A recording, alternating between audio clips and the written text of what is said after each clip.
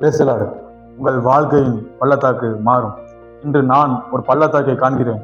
அது பூக்களால் நிரம்பிய பள்ளத்தாக்கல்ல, அது ஆசீர்வாதங்களால் நிரம்பிய பள்ளத்தாக்கல்ல, அது எலும்புகளால் நிரம்பியுள்ளது.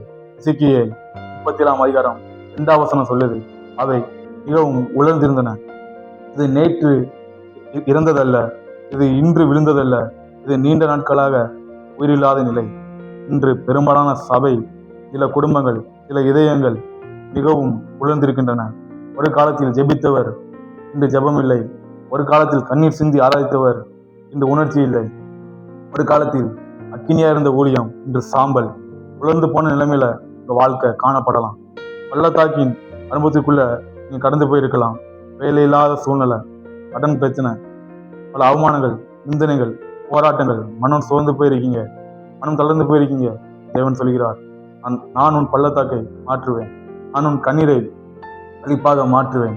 இருள் சூழ்ந்து போன நிலைமையில, யாரும் அறியாத சூழ்நிலையில மனம் வாடி, எனக்கு ஏன் இந்த பிரச்சனை, ஏன் இந்த பாடு என்று சில இதயம் தங்கி கொண்டிருக்கிறது.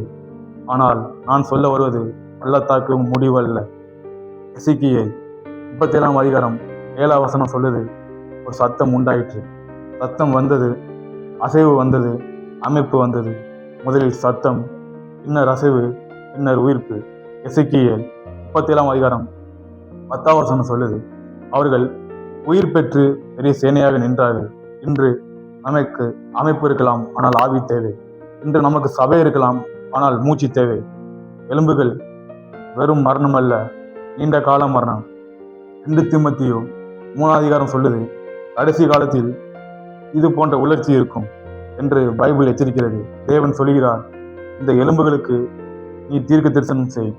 நாம் அமைதியாக இருந்தால் எலும்புகள் உலர்ந்தபடியே இருக்கும், தலைமுறை சிதைந்தபடியே இருக்கும்.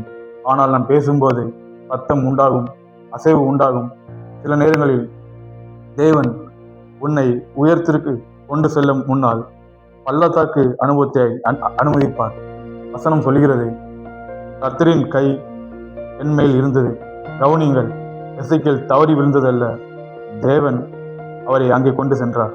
சில நேரங்களில் தேவன் நம்மை தனிமையில் வைக்கிறார், நம்மை சோதனையில் அனுமதிக்கிறார், நம்மை அமைதியில் நடத்துகிறார் என்றால், ஏனெனில் உயரத்திற்கு செல்ல உன் ஆழத்தை அனுபவிக்க வேண்டும்.